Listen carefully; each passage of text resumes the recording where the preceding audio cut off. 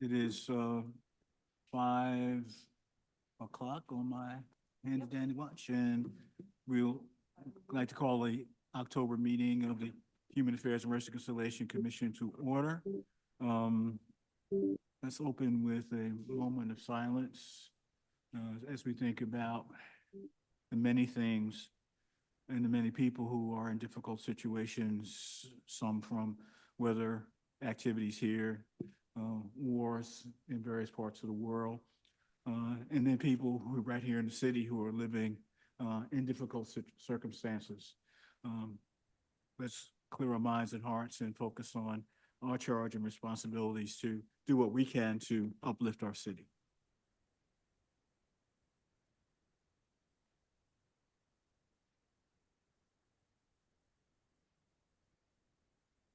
Thank you. I want to note that we do have a quorum. Um, we now have 9 members. Adam Shoemaker communicated with me today that he, for personal reasons, has to step down. So that leaves us with 4 vacancies. Um, and so five now constitutes a quorum, and we have 7 present, which would be a quorum if we had a full body. But note from our guidelines that Robert Rules of Order defines what a quorum is, and majority, a simple majority of the numbers of current members constitutes that. Are there any individuals from the public who would like to address the body? No one signed up? Amber? Yeah. Yes, please. We've allocated, 5 or 10 minutes, so. Use the Yeah. microphone. Join us at the table.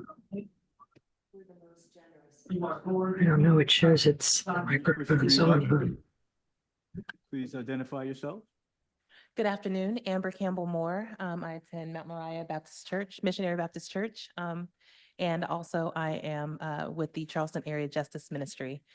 First of all, I want to begin by thanking you all for whoever was able to come with us and be with the community for the Police Equity Forum last Monday. It was, I believe, a very needed discussion and a hopefully continuing discussion.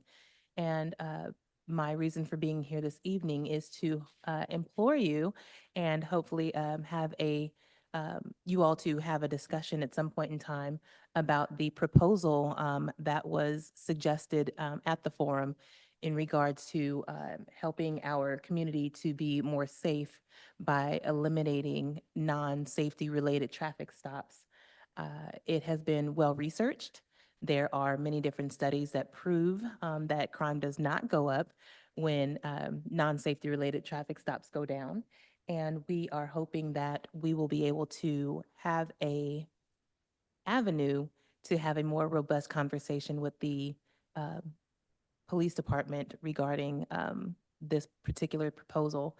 So I would just hope that we can maybe have some alignment in that particular issue and move forward in a way that we can all, again, make our city a more safe place to live for everyone. Thank you. Note to the members of the commission that there was a letter penned by Charleston Area Justice Ministry that should have been circulated to you, asking us to pay some attention to it. I've asked Adrian to put the proposal, because it's quite lengthy, in our document so that we can review it and perhaps have a more full discussion. The Cajun proposal. Yeah, the Cajun proposal as it relates to traffic stop requirements, laws to be enforced. Amber, thank you for being here. I know typically this is not like a question answer type thing during public comment, but I'm curious, while we've got you, has there been any outreach to state legislators? So, you know, we've got this tension in our city of you know, the issues that, you know, are addressed in the racial bias audit, but we also, very dangerous city for pedestrians. I mean, it's dangerous to drive around in a car even, but bikers, you know, et cetera. And so, you know, certainly in my view, we need to do something in terms of traffic calming.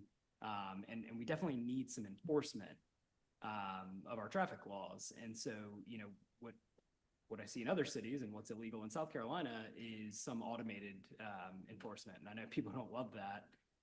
But at the end of the day, lives are more important than what people, you know, somebody having to pony up $25 or whatever the fine's going to be.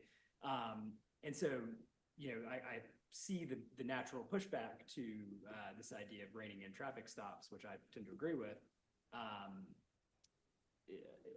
You know, so how do we make sure that our laws are being enforced? So has there been any outreach to legislators to see if there's any appetite to consider changing state law to allow us to implement automated enforcement, which certainly is not capable of being biased? We have not in particular reached out to state legislators. I do think that that is a very interesting idea. We do have sister organizations in Greenville and Columbia. And if at some point in time we are able to take this idea to a state level, I don't see why we couldn't, but at the moment, we have not gone that route yet, but very interesting idea that actually I haven't been considered. So thank you for that. Amber, thank you for being here. Would you share maybe like a couple of examples of what non-safety related traffic stops are? Absolutely. So people have been pulled over for their license plate light being out, right? That has no function of the car, that really doesn't impede anyone's ability to be safe. If my car freshener is hanging from my rearview mirror, right? They are allowed to pull you over for that, even though it's not going to be a safety related issue. Just minor things like that, that they are within their rights under the laws currently to pull you over for. And that tends to lead to, you know, illegal searches and, you know, escalations and things like that. So if we can eliminate the reason for a non-safety related stop to begin with, then that I believe would, according to the research, allow for, you know, the safety of the officer and for the citizen. Thank you.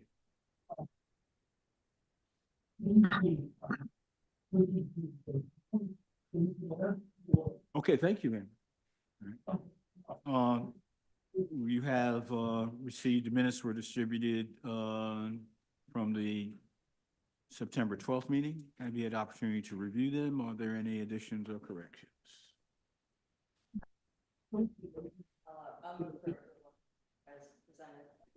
Okay, Second. properly moved and seconded to adopt the minutes of the September 12th meeting. I just know in regard to Mr. Fleming's testimony, he makes reference to, I guess it's on page 3 or 4, the mayor establishing or asking for the homeless to hope fund to be established in 2026. I think that probably 2016 or before, because it's a historical piece. So it's we just need to check the date.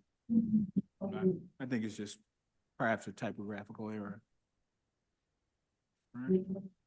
So a motion to accept the minutes with necessary corrections. All those in favor? All those opposed? Any abstentions? So ordered. Okay, so I circulated the agenda. I should note that on the video present Commissioner Tom Porth and Commissioner Alvin Johnson. I had earlier indicated that in addition to Jason Saccharin at our last meeting indicating his resignation, Adam Shoemaker has indicated that he's stepping down as well.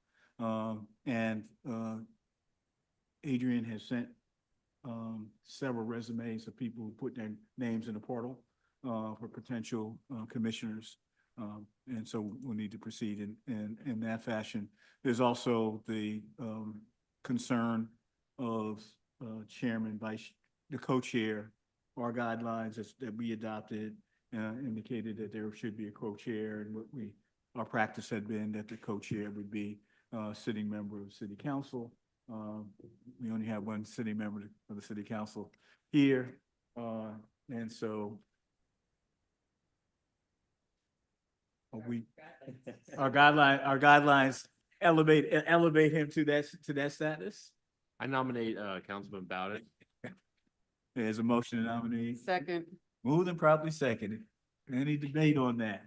Any other nominations, since we have no other council people present on the council? Okay, this is a uncontested election. Like All those right. guys. All those in favor, please indicate by saying aye. Aye. All those opposed, nay. So ordered. Great. I sent around, yes, Carolyn?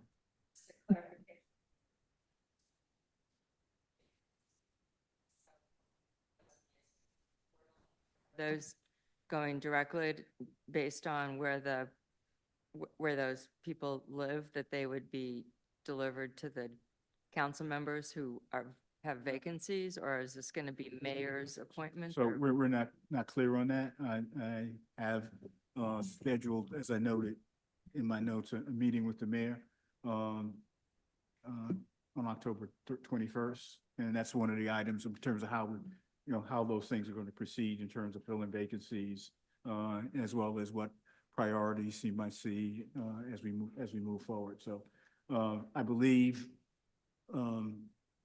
those resumes were forwarded to her from the clerk's office. All right, so any member of the public who's interested may submit their resumes. So she was just notified that those resumes were in the, Adrian was just notified. Adrian was notified of that and shared those resumes.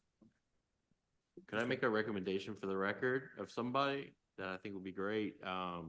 With Father Shoemaker leaving, it leaves a very specific shaped hole in the heart, and it would be great to have another pastor.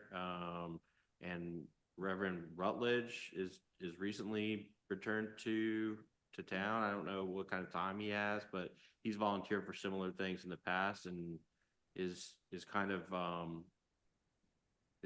in the same vein as Father Shoemaker. I would urge any of us who have individuals that we think would be good nominees to submit their names, to make sure they get it into the portal. So let's follow the official process, and by your next meeting, hopefully from my conversation with the mayor, if necessary, the clerk will figure out what that process is, whether or not, there'll be some opportunity for park commissioners or the city councilman, if the person is in somebody's city council district, to have a conversation, or should we be briefing folks in advance so they know what they're getting into? All right, before they make the decision. So, So just to put a bow on that, Chairman, so at this point, we don't really need to know which districts have vacancies, because they might all just come through the mayor's office, which our amended bylaws or ordinance does accommodate as of so 2022 or whenever we made So I that. know Tom was appointed and Adam were appointed by the vacancy appointment of the mayor, and not specifically by a city council person. Right. Brandon was appointed by a council person. Bob, you're Well, he's no longer on. right, originally appointed. Ross appointed Bonnie, is appointed by Keith, and Alvin, Councilman Mitchell, I believe. Yes, that's correct. Carol, I think you were appointed by Councilman Gregory. Councilman Gregory. So, two of the vacancies, are the two councilmatic vacancies that have not been appointed, and then the mayor's appointment of Jason is another, and then there's kind of one other councilmatic seat. Okay, I'll just take that as be determined. I mean, again, because hopefully the public is listening, if you have some interest in becoming a member of HARC, please do submit through the city's portal your resume, because we'll be taking that up. And as we were told, new appointments can happen anytime during the year, all right? But generally they happen in January.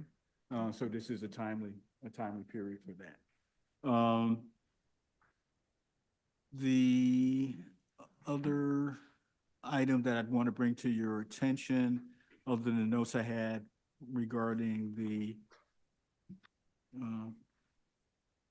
police departments, the CPAC meeting on October 3rd, where the department made a presentation regarding the racial bias audit implementation, the post-audit response.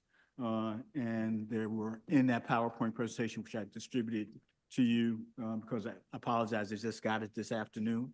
There are 10 questions that were asked by the general public that the department responded to, that kind of gives a sense of where things are going. I would urge you to both look at the video presentation, all right, and look at the review the PowerPoint and see if there are questions or concerns that you might have specifically in that particular area.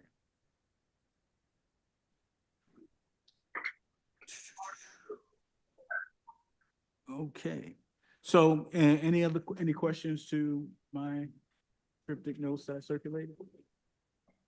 Okay, if not, we're now at the point in our agenda where we have a presentation from Ruth Jordan, the manager of Minority Business Enterprises and Entrepreneurial Resource Center, City of Charleston. This is I guess this is a 6-month postponed presentation, right? So we're delighted to have you. Ruth, why don't you join us here if you like?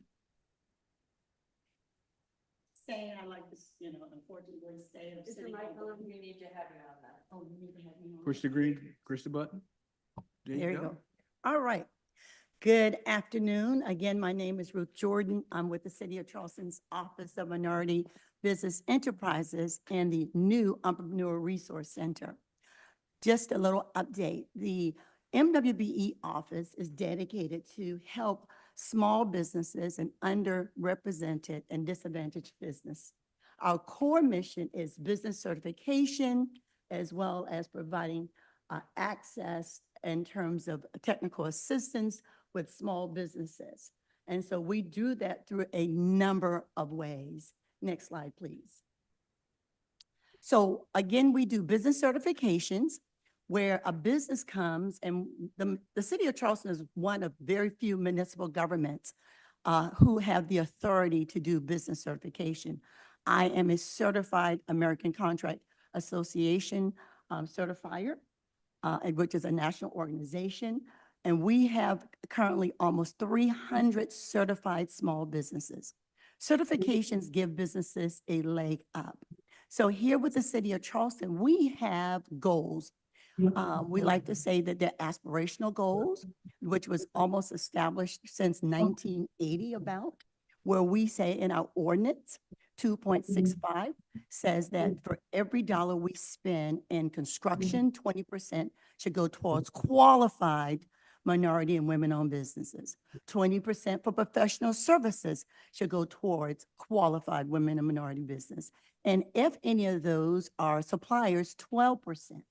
And so once they get certified, we place them on a outwardly facing database that you see that is all designed by indicating their NICS number and their national certification number, the industry code, what they're certified in.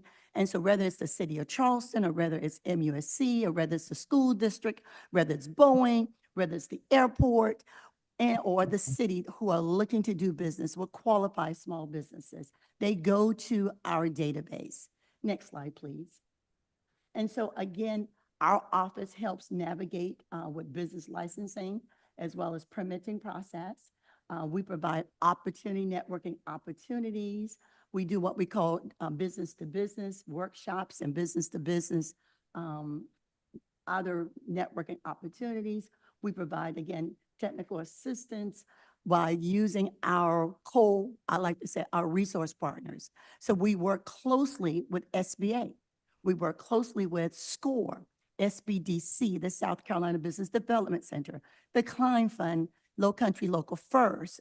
All of these are our resource partners to provide access to small businesses. And we created a business resource guide, as you see there on the left, so that when businesses are looking for resources, it's all there at their touch.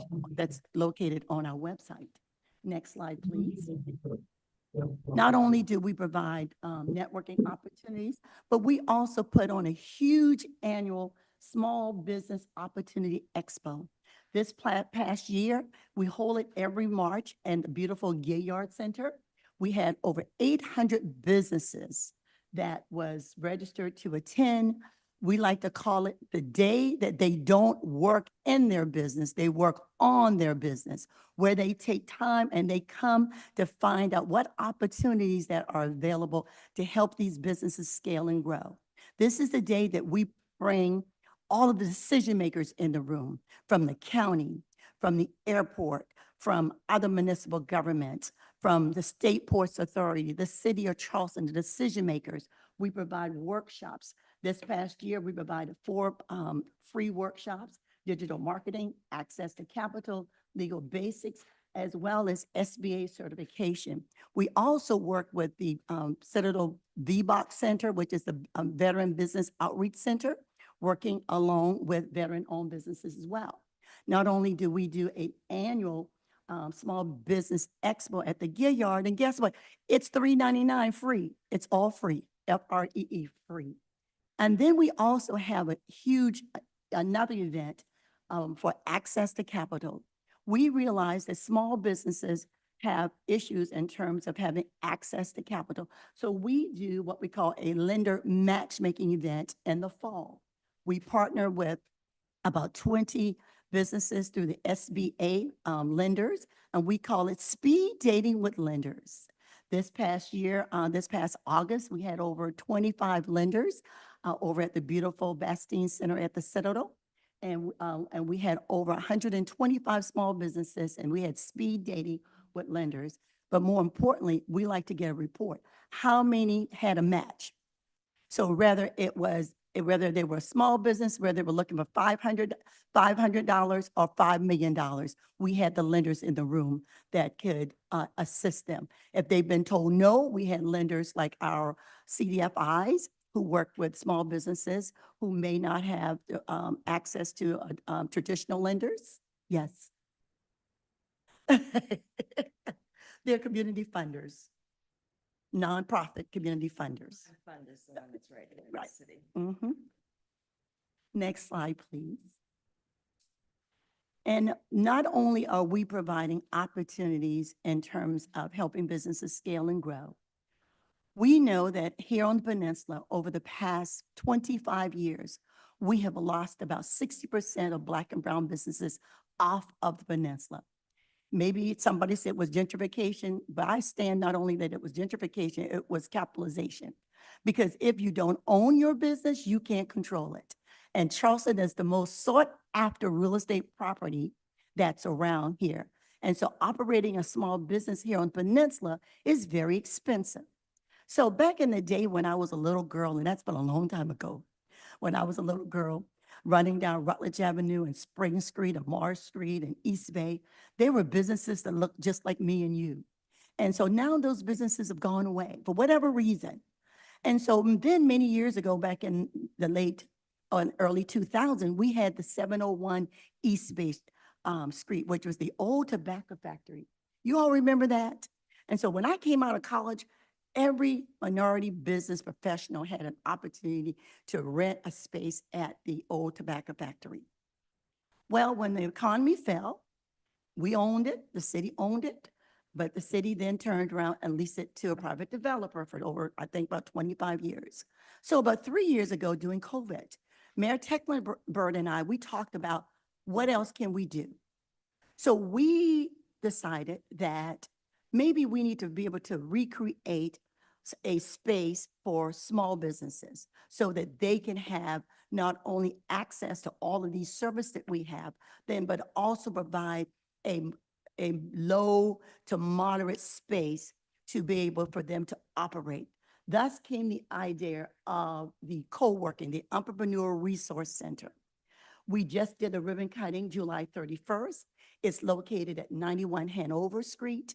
Above us are 64 apartment units, affordable apartment units, from 2 bedrooms to 4 bedrooms. And so you said, how did you all do this?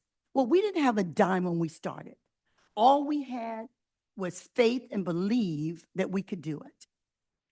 And we worked with our partner and the affordable housing and the developer, Fitch Rich, and others who were building the affordable apartments, which is a James Lewis. And they had the 10,000 square feet of dark space on the bottom. And because of the flood zone and affordable housing, they could not put affordable housing on that first floor. So we negotiated with them and we entered a partnership where they built the space out for us. Next slide. And so there you see it. We have there in the shaded sort of teal blue, we have a co-working, just like any other co-working space that you're familiar with, whether it's Thrive or whether it's Low Country Local First. We have private offices as well as semi-private offices. And then you see that we had 2 areas called retail. There was one almost 900 square feet, another 400 square feet. In the yellow, we had retail. And then the big corner area, because we had a food desert on the east side. Well, when the old Piggly Wiggly went away, you know, the old man died, the family decided to sell it. If you don't own it, you can't control it. And so we decided that we want to maybe do a healthy corner store. And we went out and we put a proposal on the street to be able to secure an operator of this healthy corner store. And you may ask the question, what makes it healthy? No lottery tickets, no cigarettes, very low space of beer and wine, no alcohol. We limit it to 10 to 15% of floor space for beer or wine. And we wanted to make sure that whoever operated the store enter into a partnership with our local farmers to provide produce, healthy, fresh produce in the corner store. And so we went out for proposals. It was amazing. The young lady, Shanalee Garvin, who ended up getting the contract to operate the corner store, her grandfather over 50 years ago had a corner store just on the other block of 91 Hanover Street. And his name was Sykes Garvin, and he had a space called the Fair Deal. And she felt like she wanted to purchase that back a few years ago, but she could not acquire it. And so lo and behold, fate brought it all around. And now she's operating our first healthy corner store there at 91 Hanover Street. She didn't even know that. She bid on your. And she did not. No, she did not. She did not. It's a very, very cool store. And so, and all of this is at an affordable rate. It's not free in our teal area and the blue area and the co-working space. Instead of people having to go meet someone at Starbucks with their business partner or go to the library, now they can come in $25 a day. Beautiful space. And I hope you can get an invitation in a little bit to go come and see it. And so then we have private and semi-private offices. And all of the office spaces are named historically for downtown Charleston, Hempstead Square, Septima Clark, Philip Simmons Room, and those particular areas. And so then in the yellow 2 retail, we've decided to make that all offices and no retail other than the corner store. Next. There is a quick picture of the inside of our beautiful Entrepreneur Resource Center at 91 Hanover. As you can see, we wanted to make sure that this space was something that the city could be proud of. I told the developer, we want the best in this space. And I will tell you, like I said, we started with nothing. We didn't even have $1. But we were able, with council's help, we got some ARCO funding to get us started. And then I began to reach out to the Bloomberg Foundation and Goldman Sachs Foundation. And I was asked one question: what does the city have in their hands? Before you come to us and ask us for money, what does the city have in its hand? And we began to look, well, what we had was tax credits for the developer. So the developer was getting all these tax credits to build these affordable housing. So it was a win-win, okay? And so then we just had a few dollars to get us started. I went and asked, because I believe faith without work is dead. So we continued to work, and I went to the state. I started with our Charleston delegation, talking with all of our partners in Columbia, asking them to remember Charleston. And we told a story about how we wanted to recreate an affordable space here on the peninsula. Year one went by, we weren't included in the state budget. Year two went by, but I didn't stop knocking. I continued. And Senator Marlon Kempson said to me, Ruth, we have not forgotten about the city of Charleston. And he told me, you're going to get the funds. We asked him for $1 million. He came back and he said, up it. And then I upped it to $1.5 million. Then he came back and he said, hey, it's a little tough up here. Sometimes you got to negotiate. He said, put in a bigger number. Well, I want you all to know, this past November, he walked into Charleston with $2.5 million. I oftentimes say, it's who is doing the asking and why and purpose. And he didn't just talk about it, he delivered. And we have this beautiful space, and we're going to invite you all to come. We're having our first open house next Thursday, October 17th, from 5:30 to 7:30 p.m. for you all to come see the beautiful space. As you can see, we have conference rooms, we have open space, we have this beautiful receptionist area. We were able to hire 2 other staffers. We have a coordinator as well as an admin person along with myself. And so these spaces are all open for whosoever will to come in. And so we are excited. We have been down in the space now 12 days in the space. Next. So before I go over to our ERC1, we like to call that ERC1, we're moving on to another phase because we're not done yet. Any questions? Okay. So as I said earlier, we had those 2 retail spaces that was there off the beaten path. So we looked around and looking at, again, staying with the focus. What does the city have in its hand? We can't always go out and ask everybody else. We need to figure out, what do we have in our hands? Well, we realized that we have some retail space on Main Street on King. And we're getting ready to do retail on King. We're going to create 4 suites on King. And this is a preliminary drawing. It's not going to be big and fancy. It's going to be 4 suites on King. Next slide. And at the end result, it's going to look like that. It's going to be with barn doors. It's going to be 4 little suites, or it will be 5 suites. The average square footage is about 400 square feet. It's going to be the average. It's not going to be huge, but it's going to have individual retail suites on King. Next. Wow. I can't tell you that.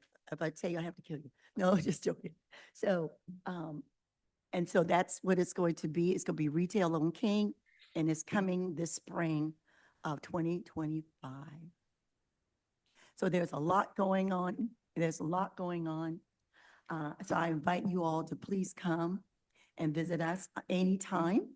But we are having open house October 17th from 5:30 to 7:30. Thank you so much. Question from the commissioners? I don't have a question. I've been following this for way too long. Yes, it's a long time coming. Mike, please. Oh, sorry. So we just want to give you a huge congratulations, Ruth. I remember talking to you about this, like some ball thing that Councilmember Lewis was sitting in for the mayor because he couldn't be there, and you and I were chatting away about this. This was a long time ago. Anyway, I just do want to make one official correction to your timeline.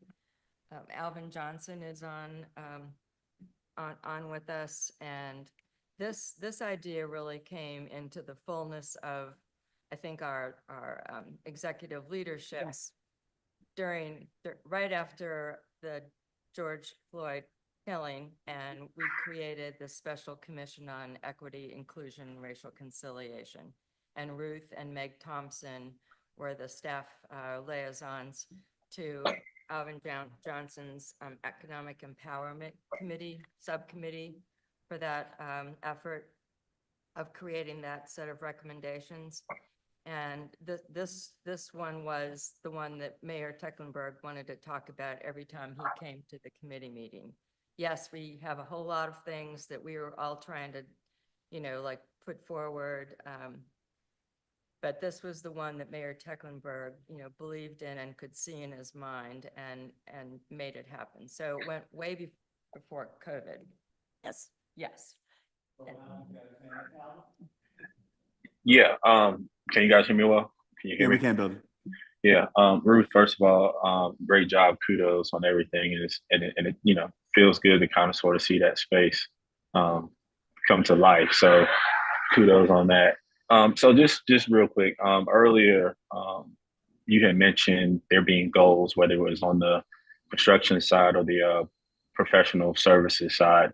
Do you have any historical data to like show whether the city has met those goals or exceeded those goals? And then also, how were the funding, I guess, how was it distributed in terms of demographics? Because I'm interested to see and just find out more about how the actual breakdown of minority women-owned businesses or minority businesses kind of sort of breaks out. Because one of the things that I kind of sort of notice is like Black-owned businesses kind of get left out at the end of the day because they get just kind of sort of bunched up and just kind of, just thrown in there with everybody else. If you don't have that information, fine, that's great. Get it to me later. And then last thing is the good faith affidavit. I'm not a big fan of that document at the end of the day.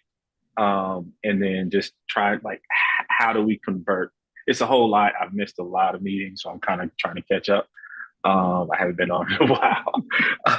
So how do we, because words matter, right? I know I'm asking multiple questions here, it's kind of sort of mashed up, but how do we eliminate the term goal and replace it with requirement?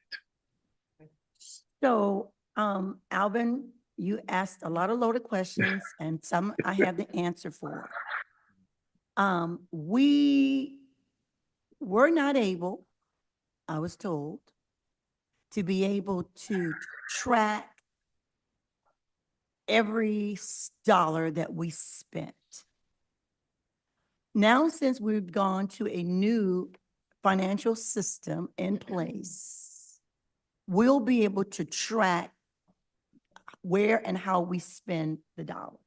Good. Now, I will tell you, on our large projects, the African American Museum, we had it broken down. We made the responsibility on the primes that we were able to say how many local businesses and how much each local business, how many Hispanic, how many women owned, how many African American. So on these huge projects, we have always made that the responsibility of that prime to be able to deliver those numbers for us on those large projects. But it's not just the large projects that we need to be concerned about. It's all that we spend, because our ordinance 2.65285 says that we should be able to track that. But because our antiquated financial system that we had, we weren't able to track every spend. However, now since we're going into this new financial system, we should be able to do that better. We were not able to track how many minority businesses that are in the city of Charleston? That question comes up all the time. How many women-owned businesses exist in Charleston? How many Hispanic business? Well, we didn't have that on the business license until last year. So we were able to add that as a check on business licenses. So we're able to capture that data.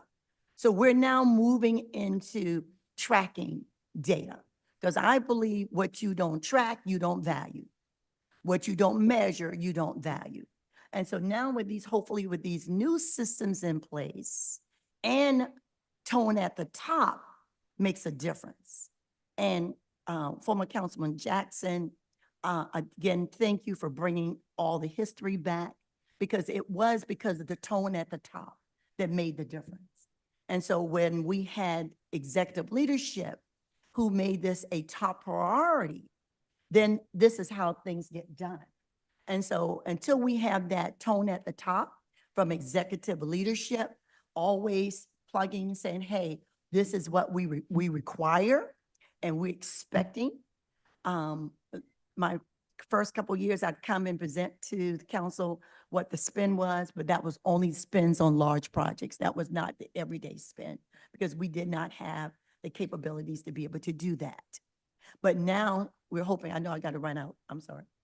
No, you go ahead. I just want to follow on after you finish. Okay, and so, and then one other thing, so when you talk about goals and aspirational goals and good faith efforts, well, a lot of us who follows politics understand that our program such as this is under the attack. Whether it was the admissions into Yale or Harvard, you know, with all the changes, because we have some people on the Supreme Court that feels like there's no need for programs such as minority businesses and so forth, because they feel like the programs have sunset, that we are now living in the Kumbaya era where everything's perfect. We don't need We've this. been doing that in Charleston for 300 years, You know, Ruth. so that everything's, you know, we just singing Kumbaya and everything's perfect. And so all of these programs are under the attack. As a member of the federal or the National Association of Contract Compliance Group, we have a legal update every year. I just got my legal update just last week. And so part of how we approach this thing about goals, there are different ways, because it needs to be race neutral. Needs to be race neutral. How do you do this race neutral? Well, how you do that by race neutral, they're recommending by saying, okay, if I'm spending my dollars, I'm spending $5 million with ABC company, or $120 million to build our new municipal complex. That's one of the next biggest project that's coming out. One of the various, we spending millions of dollars in stormwater right now. So what we have to say is to those primes, look here, we want you to provide us a diversity utilization plan and what that looks like. So we say to them, when you submit your offer, you submit your bid, we want you to include a minority business utilization plan. Sometimes they'll go 35%, and sometimes they'll go 0%. And so when then evaluating those particular proposals that come in, then, because we're not giving them ultimate goal, ask them to provide utilization plans and then incorporate that into whatever results. And can that be a strong criteria for It could, selecting the? it could be. And so that's part of where this new mindset is. And we don't use the word Black or Hispanic. We use underrepresented and disadvantaged. And you said, what does that mean? Well, if we're in an aquarium right now, and everybody who's in the aquarium, and we count how many white fish in the aquarium, how many black fish in the aquarium, how many goldfish in the aquarium, and then we say, well, who's missing out of the aquarium? They're underrepresented in the aquarium. And then we use, in order to utilize this space, you can come in here and get a semi-private office for $230 a month. Well, we have some income restrictions. which says, you're not gonna get a whole office in here for dirt cheap and you made $5 million last year. No, that's not happening. So disadvantaged, underrepresented. So that's the language that we're using. That's the language. Because otherwise, we're gonna find ourselves in challenges after challenges after challenges.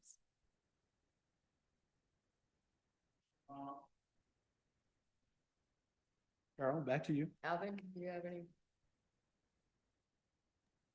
No, Just Carol, I don't. As a follow-up to what you were saying, you are gonna be able to track, so great, we'll look forward to your, your update at the end of the calendar year next year and Mhm. see what you've actually been able to keep track of. Maybe in the meantime, it would be helpful to the HARC members to send us the criteria that you can track, just by category. So what categories or criteria are you going to be able to track? Right, so In case we've procurement. got some suggestions. Right, so procurement, when they're setting up the new financial pay system, they actually have them set up. And so I'll get Gary Cooper to provide a That'd be screenshot great. of that. Yeah, So when the supplier registers online, they have to answer all those. okay, great. I think that'd be very Yes. helpful. So a couple of questions from the chair.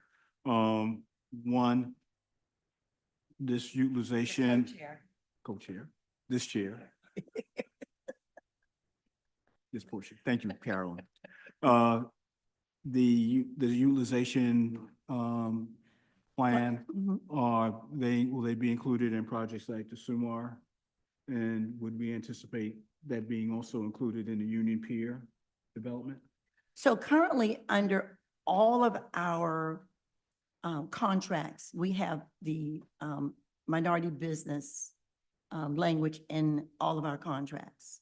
Now, when they are a federal contract, we can't put our goals there. They will come back, usually like SCDOT comes back and say, this is the percentage. And one of the things SCDOT does, and I'm going to be talking with procurement on this, instead of having a flat goal for across the board, they do it based on projects. Because if this is a nuclear engineering project, and I'm just using it, nuclear engineering project, well, how many nuclear physics do we have in Charleston? So to say we want 20% for nuclear physics on a project is unattainable. But so project by project by projects should be how you should set your potential goal. Well, and If that also makes the two sense. that you mentioned, Mr. Co-Chair, is, those are privately owned. We're giving our rights over to the developers for both the Ashley Landing in West Ashley that will incorporate the SUMAR property. We're giving the SUMAR property to Eden's, right? Ashley Landing developers. And the same thing with the Union Pier. We're not going to own it. The port owns it. They're selling it. We're regulating the zoning and the infrastructure, but we're not. So maybe if we're going to be building some of the infrastructure through a TIF, but I don't think that's even been determined yet, who's actually going to be hiring the contractors for those things. So I raised that question in the context of if there are negotiations, for example, in establishing the Yeah, I tax think increment it should be finance, can that, baseline. can you pass the behaviors and requirements that the city use, can you pass those on in the documents as you're doing the transfer of the property to other folks? And is that part of the conversation? That makes a lot of sense. So again, that's above my pay grade on that whole Union Pier issue and SUMAR. And if you're sending it all over to private developers, but like you said, just like Bloomberg and Goldman Sachs ask us, what do we have in our hand? What do we have in order to wager, The to get, to leverage. And so that's what we need to figure out. And so I know there were some things around affordable housing that was in that Union Pier stuff. So it's whatever the city has to leverage, Yeah. I So- would think. So it would do citizens well who have an interest in the question of local economic impact to look at what the city has been able to do with its projects, all right? And ask the question as the council and the mayor negotiate around the tax increment finance and land transfers to the degree that that stuff could be included or not included because of law or what have you. Stephen? Is that sort of jogged a question in my mind that I was trying to figure out how to articulate this whole time. I imagine that, you know, you mentioned the nuclear example. I imagine that in some industries, it's quite a bit easier to, you know, in construction probably being one that's not all that difficult to Right. achieve some good diversity in you know, who owns the contracting businesses. What are some industries that, you know, are just really lagging behind, and are you able to tell whether this co-working space is kind of getting at those industries at all? So that's a great question. And so that's one of the things, we've been only open 11 days. And so that's going to be one of the catalysts that we want to sort of leverage. You know, we know that, the Charleston Tech Center started out of the city of Charleston about tech and biotech. And so we know that's lagging behind here in Charleston is in all industry, to be honest with you. Engineering, construction, landscaping, professional services. They're all, to be honest with you, lagging behind here in Charleston. And like in this room, when you look around, there are over 25 different scopes of works in this room, you know. Maybe I can't be the engineer who architect that did it, but I could definitely provide the light fixtures and hang the light fixtures and do the floors and install. So there are multiple scopes and construction projects, as well as, you know, again, it's all about educating even with our professional services, whether they're architects or engineers or surveyors, because we now have in our procurement where the city up to $100,000, they can just go ahead and pick somebody. $99,000, right, Alvin? Right. 99,900. I'm about to say, Does it you come left to off council? $9,999.99. Does it have to come to council? All you got to. Track how many of those we have in a year. Exactly. And so those, all you do is you actually go and complete a professional service list. And then they can choose up to. So some kinds of professional services. So, yeah, so we can track those kinds of, that would be great to track. So one additional question, are there, there is the budget, 2025 budget process is underway. Do you have requests in the 2025 budget for city resources to support this activity? If so, what are these, what are you asking for? So we are blessed to be able to, and I will say that based on last year's budget and this year's budget, we're pretty good for 25.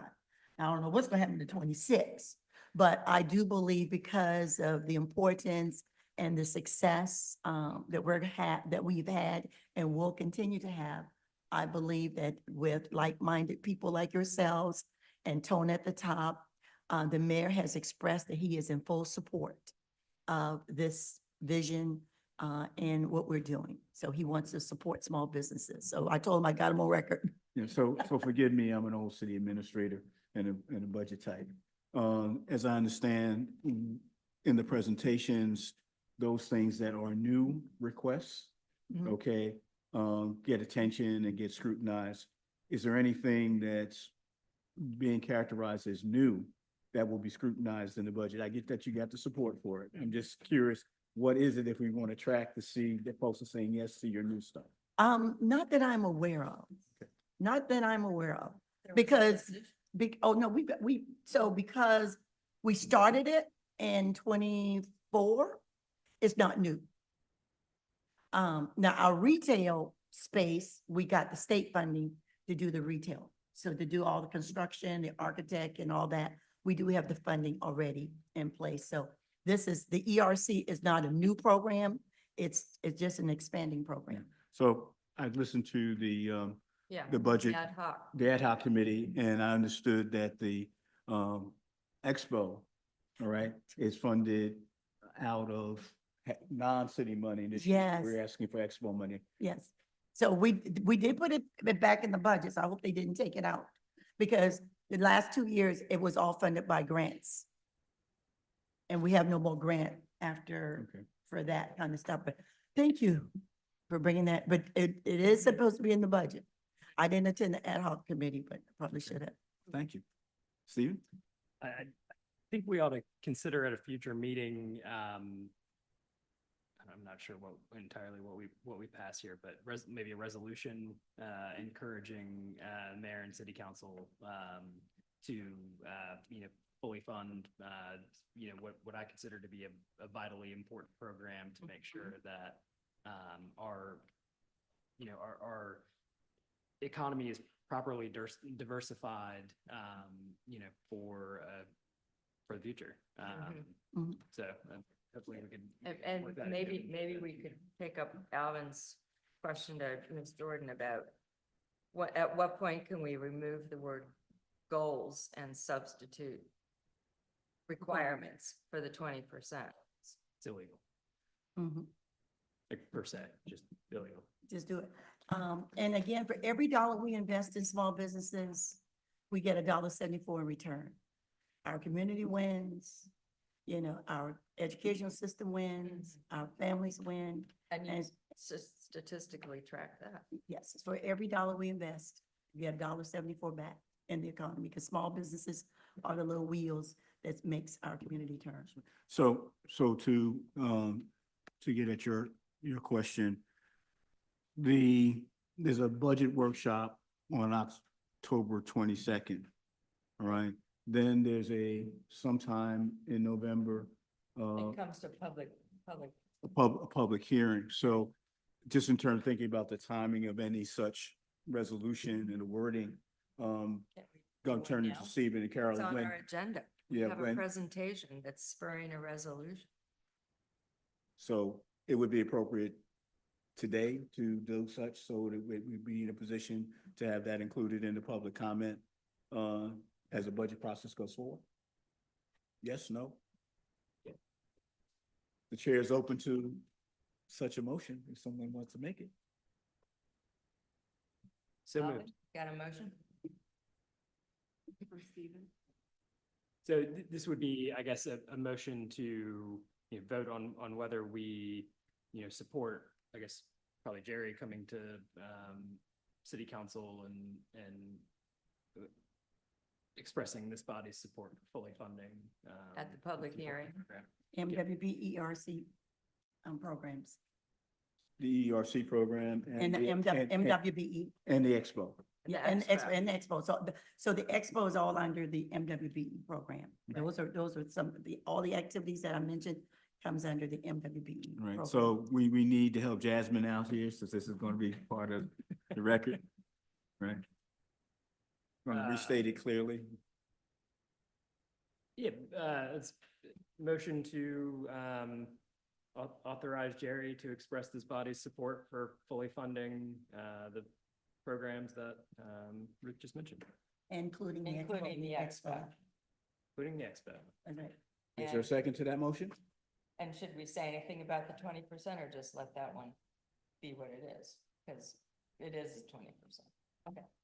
Is there a second? I'll second the motion. Moving as probably it was second. Questions on the motion? No further discussion. All those in favor, please indicate by saying aye. Aye. Aye. Aye. Opposed, nay? Abstentions? So ordered. Thank you. Thank you very much, Ruth. All right, thank you. Yeah, great job.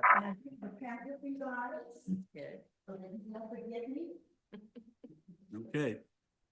So, Thank you, Adam. our Adrian is out and she did not circulate a Thank you. updated manager's report.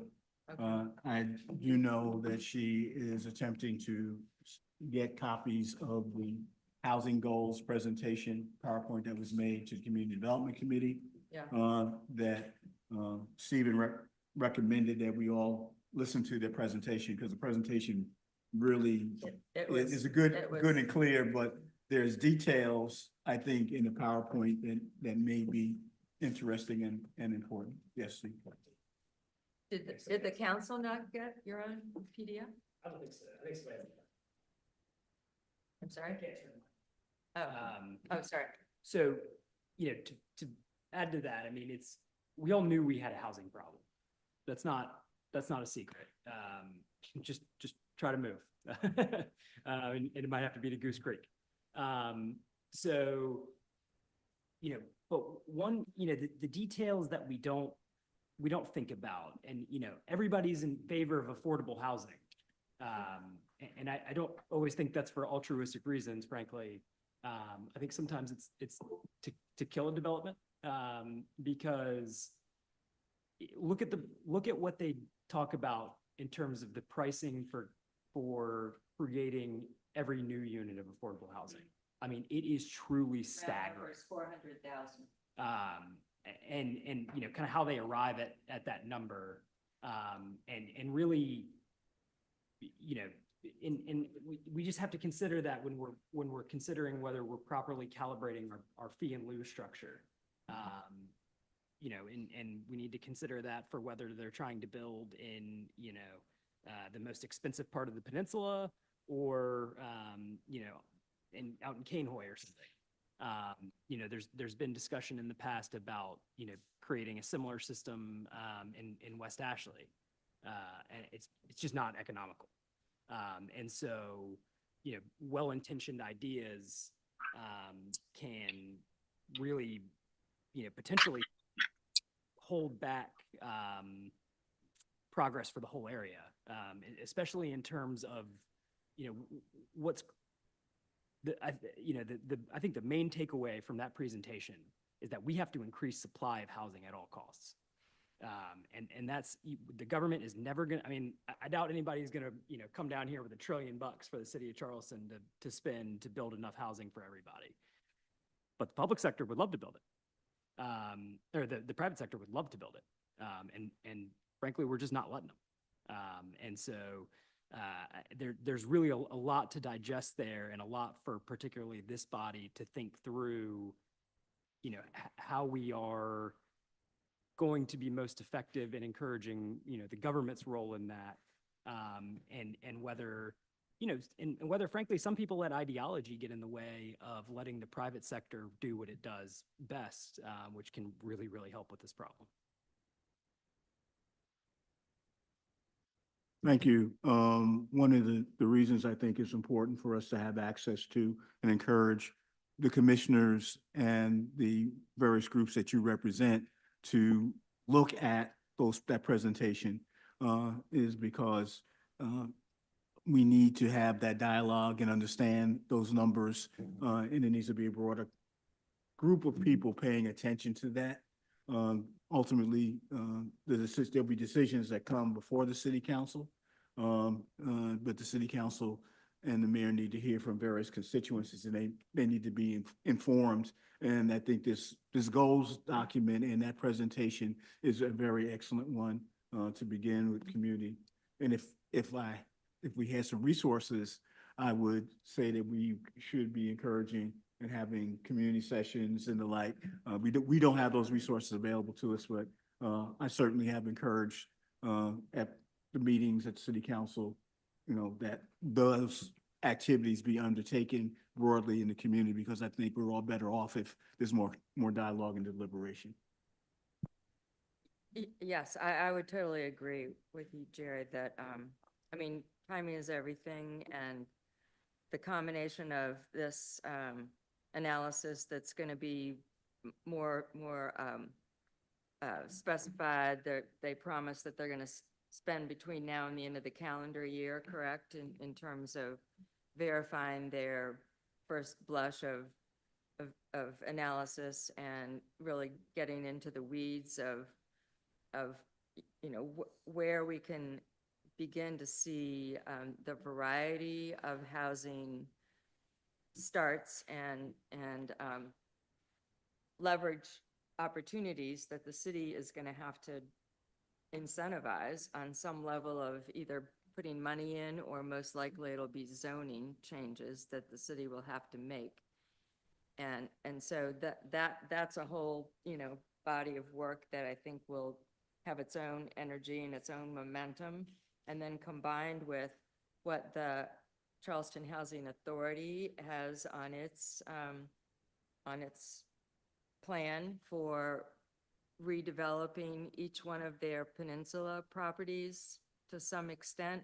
The majority of them will literally be redeveloped and multiplied into the numbers of units in a mixed income fashion, so that they'll protect the actual public housing units that are currently there now, and then combine that number with the full range of affordability all the way up to what the private market could pay as a workforce, naturally affordable market. So we have that game plan.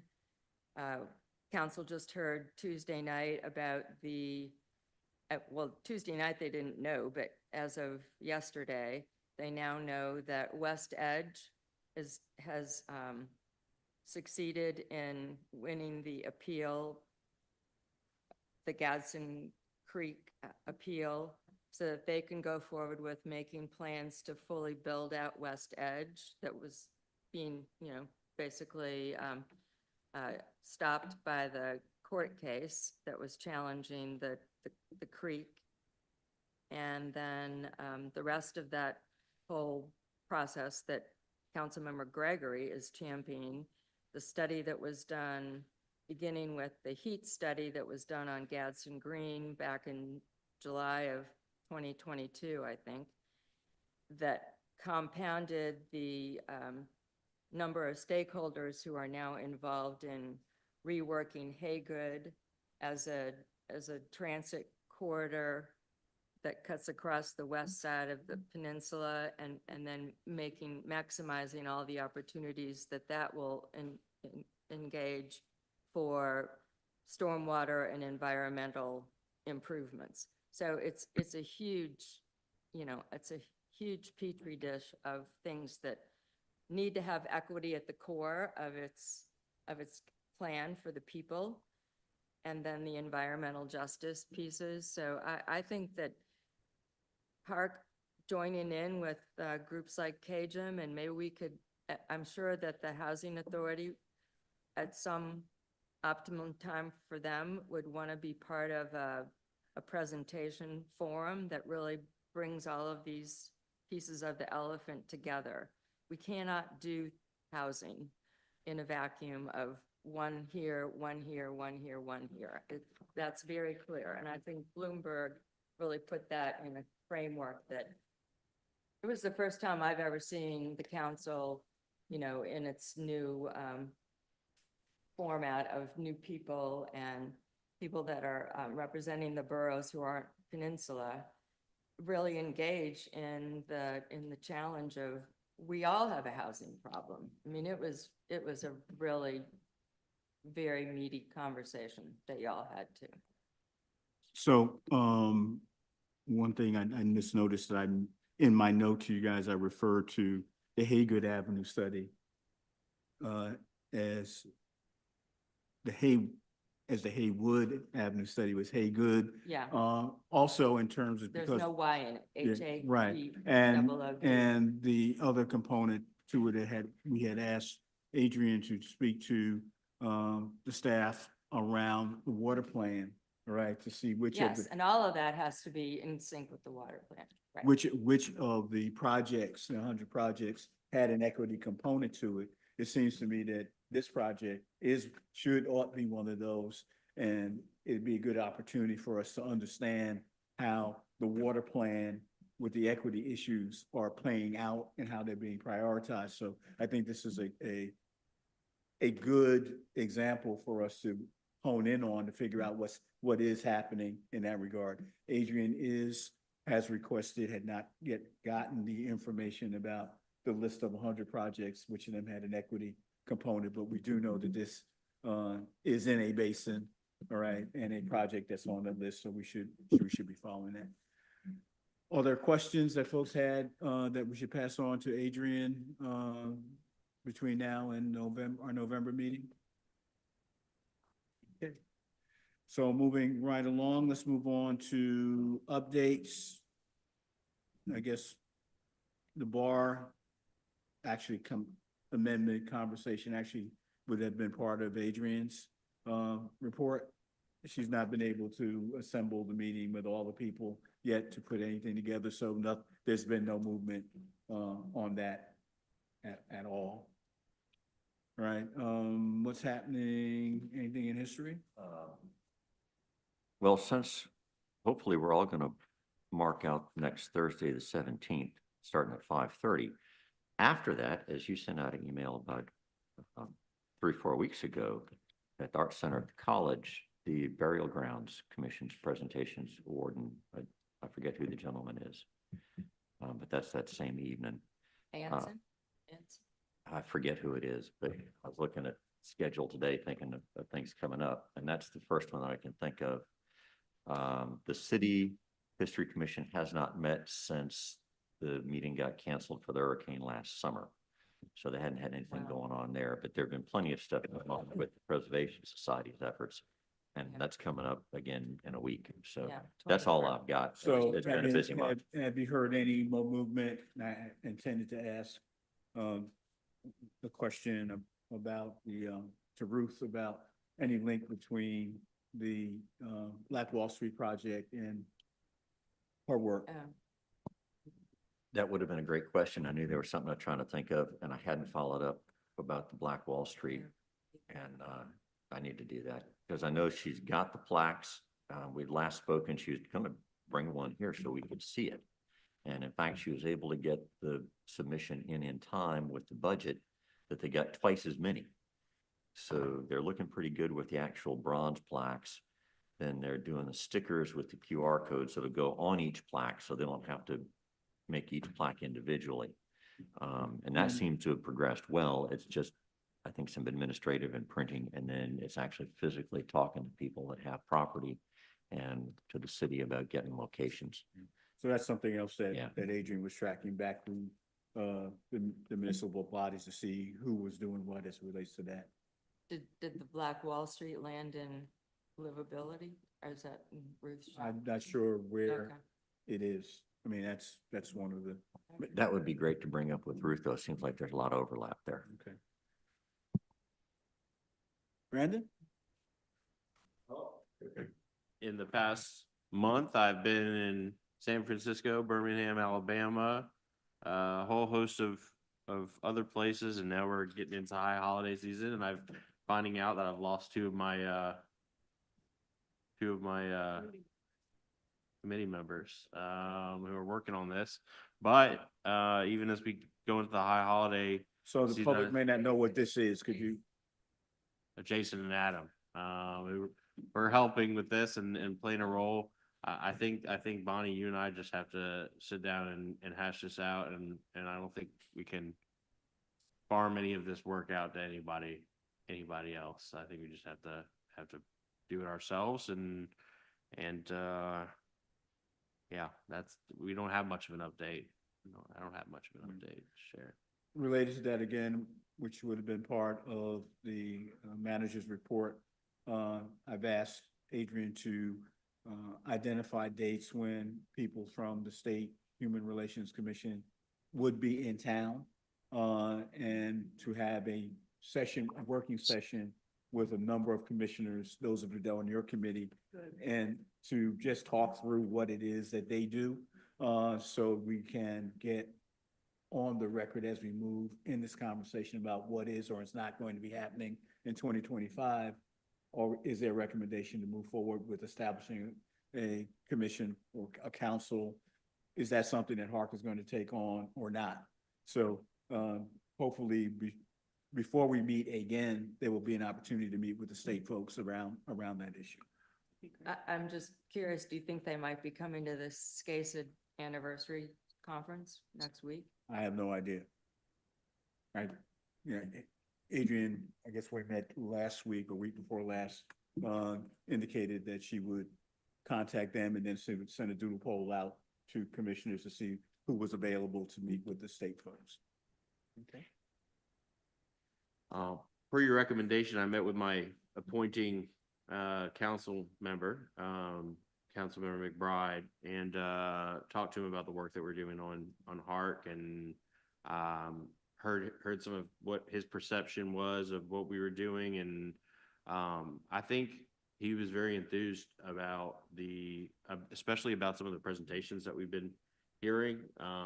There's information that we're getting in these commission meetings that city council members don't know about in terms of like the coordination of resources for homeless folks. And so I think we have a lot of opportunity to be even more informative about what we're doing in this room. To our city council, I think they would appreciate the work, and I think there's based on what I heard from Councilmember McBride, there's certainly a misperception about what Hark is and what Hark is doing, and I think that if that misperception was cleared up, that this is not a controversial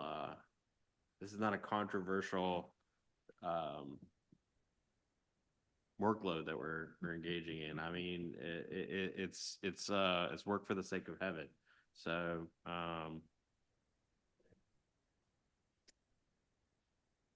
Know who you're talking to.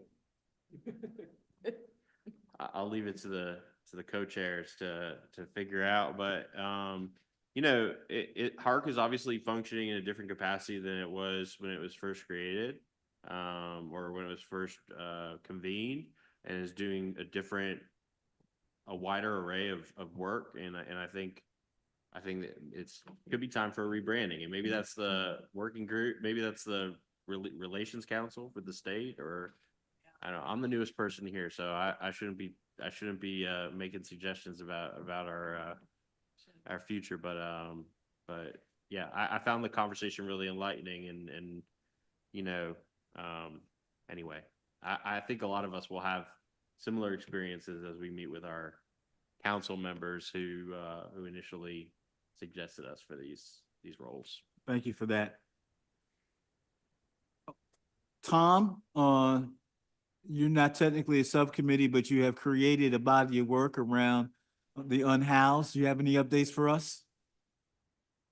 Well, just our visit this morning to the Hope Center.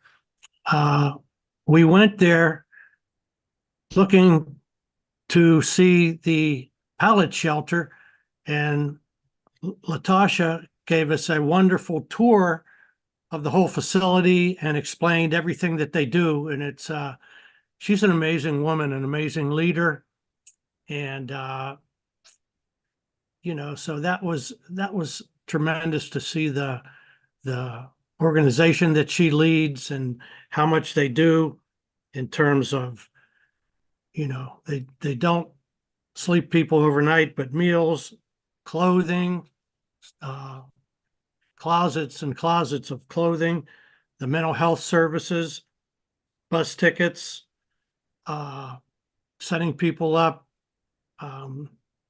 to visit doctors for opioid disorders, and collaborating with other homeless shelters. So that was just tremendous. If anybody has an opportunity to go there, she's more than willing, she said, to give anybody a tour, and you know, so that was my big day today. So Tom and I had the opportunity to take advantage of the tour today. And it was supposed to be a half hour. We stayed an hour and a half. And in conversation, I asked a couple of questions about resources, knowing again the budget cycle's coming up, whether or not there was any request coming forward for the Hope Center in the budget. She said there should be, and it will be in the executive budget. In other words, it will be in the mayor's budget coming forward. The ad hoc budget committee that was supposed to have met on the 4th did not. So, and that was supposed to be the time when that presentation was made. So if you want to monitor the city agenda page for the ad hoc budget committee, the next time it meets, the executive budget should be heard, and whatever resources or requests are being recommended for the Hope Center should be reflected in that conversation. I think if you paid a visit to the facility, you would feel compelled to say there should be more investment, and we're recognizing that they're going to relocate. There's going to be expanded services.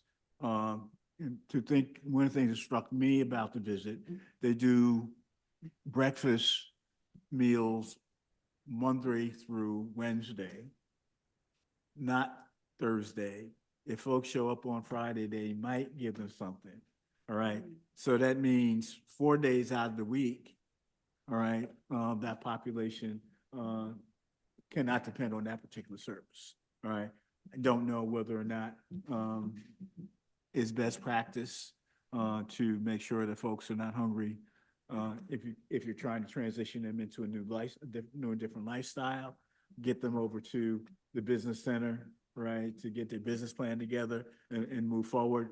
But it seems to me that there's a number of questions. The other thing is, to the extent that we recognize, I think as Stephen said, that the economics of real estate, right? As people age, people want their property, folks can't afford to stay. So there are people who have been hardworking, middle-class people who might find themselves unhoused temporarily, all right? And that's a very different picture as in our discussion today, the range of people, all right, who are currently unhoused, who have certain difficulties, and then the people who are becoming unhoused because of the current economic and conditions. So it's a very complicated matter, as we heard somewhat at the last meeting. And so whatever, I mean, it's almost like the roads, when you build it, it'll be filled. So whatever they do with the new center probably will be overwhelmed. And we're also looking for, she kind of described for us some aspects of the rapid housing proposal that was presented on October 1st.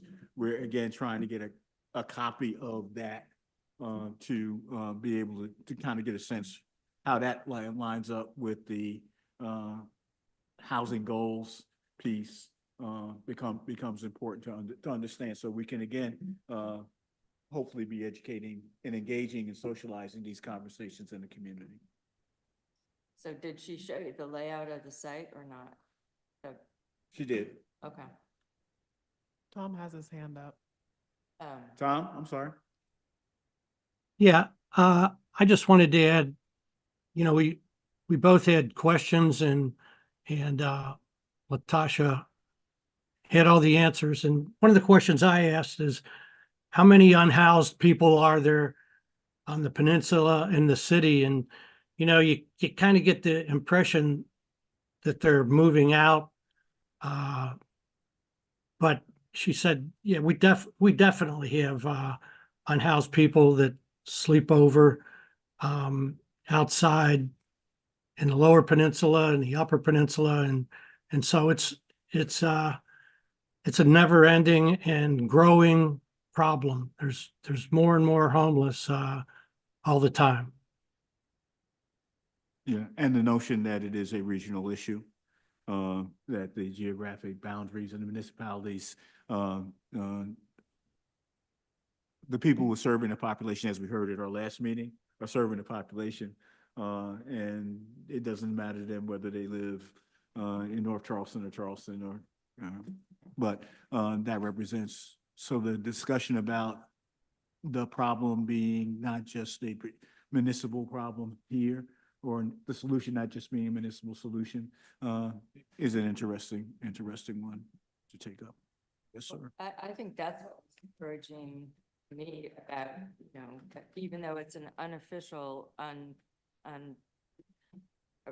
it's recognized, I'm sure, on some level of municipal coordination, but the group that was here with us last month, they have banded together because they know how strategic it is to work collaboratively on all of this.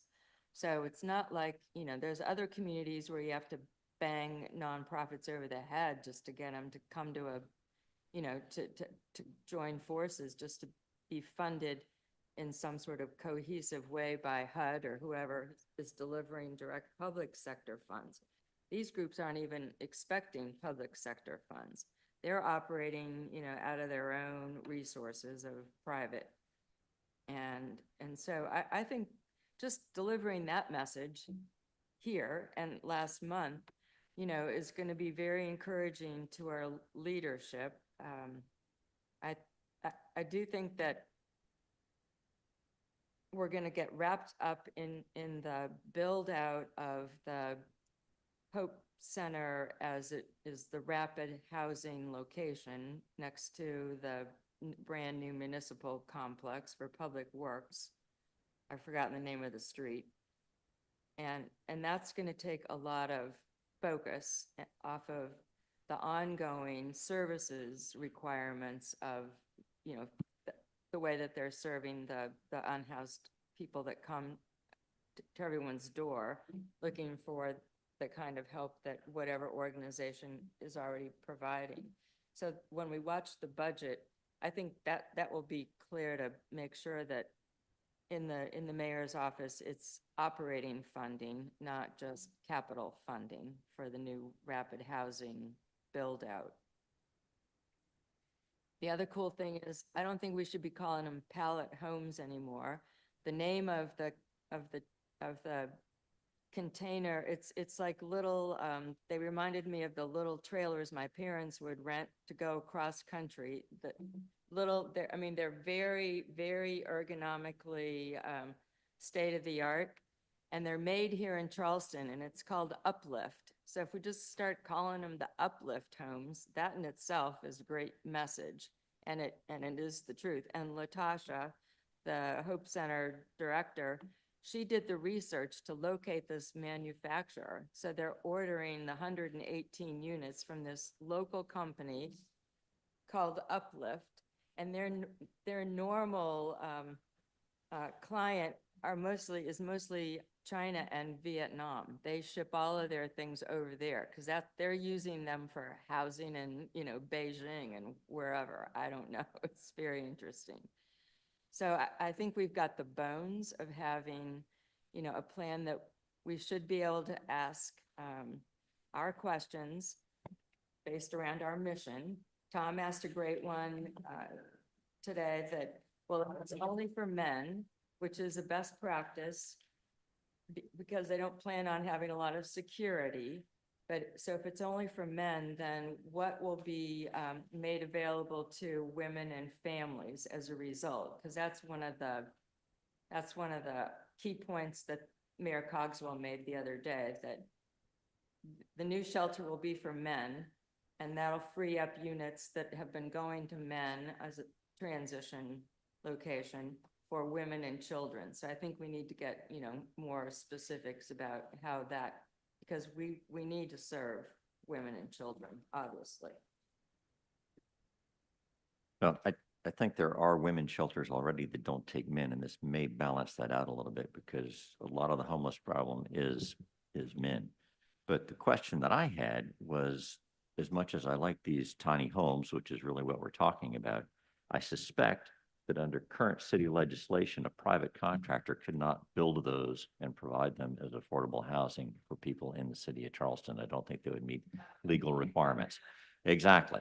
And I think that gets back to an earlier topic, that government getting in the way of meeting the needs that can be met.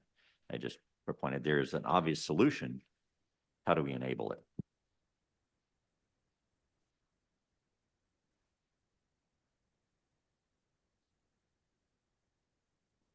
Yes. If you'll indulge me, little bit of culture here. We're in the throes of the high holidays in the Jewish faith and specifically right now, we're in what we call the days of awe between Rosh Hashanah and Yom Kippur. And it's a time where we take personal inventory, we reflect on things that maybe we regret, or relationships that we want to patch up, or things we want to do differently in the coming year. And we try to use this period of time to atone for those things. And my rabbi, not to sermonize here, but we call this a drosh. My rabbi, her sermon was about a tradition in our faith of argument for the sake of heaven. Much of our religious tradition comes from thousands of years of arguments between rabbis. And these arguments aren't like the arguments we see in our politics today, where people are attacking each other and tearing each other down and calling each other names. They're arguments for the sake of heaven. They're arguments where the goal is to get to the truth, and it involves a level of empathy and self-reflection. And it's something we brought up actually in the debate that we hosted with Representative Mace and Mr. Moore, how we can bring civility back into our politics. But I think even in these discussions we're having here, I think we should all take the opportunity to reflect on how we can disagree without being disagreeable, how we can disagree to get to an ultimate benefit for all of us. And in my discussion with Council Member McBride, for example, I'll tell you that I don't know how he votes, and I don't often share how I vote, but I would wager that when we walk into the ballot, we check different boxes every single time. But in speaking with him, we had some agreement on what the problems were that needed to be addressed. And we may have some philosophical differences, but ultimately we could come to agreements about the ways that some of these problems should be addressed. And anyway, so I hope that as we all experience the next month, that we can encourage ourselves and encourage others to disagree with each other in ways that are productive and help us get to a solution for everybody. Thank you for that. I think I failed to note, or I noted in my notes, that we just completed a 11-day African diaspora celebration of culture, the Moja Festival, and there's some overlap with your High Holy Days. All right, in that, and in the context of the discussion about reflection, healing, and like the October 7th anniversary was well marked, and with conversations and discussions. And last night at the Gilliard, Connie hosted Tate's, hosting Coates, may had a very interesting conversation, and which I think was really healthy. The week of activities, the month, the 2 weeks, and culminating in the 1-year anniversary, and that conversation, I think, bodes well for the city of Charleston and the kind of work that we're trying to do. Well, I wanted to say a thank you, maybe on the record, that his talk was originally scheduled to be on October 7th, and I think it was you who noted the scheduling conflict, that we were to mark this year anniversary, and on the same day that Mr. Coates was scheduled to talk about Palestine and Israel in a very provocative way, or in ways that some might find provocative, and that some people might want to go to both things. Right. And I got a phone call from the Gilliard out of the blue that said that Mr. Harris had spoken with them and pointed out that this had been scheduled for October the 7th, and that that might be a bit of a conflict, and that Mr. Coates and his publisher, upon recognizing this, decided along with the Gilliard that they wanted to change the date to October 9th. And I just wanted to say on record that I really appreciate you doing that. And that it meant a lot to my community. I had to pay for a ticket to get the book. All right. Again, if there's nothing else to come before the body, a motion to adjourn is in order. Move seconded. Second. All right, we stand adjourned. Thank you.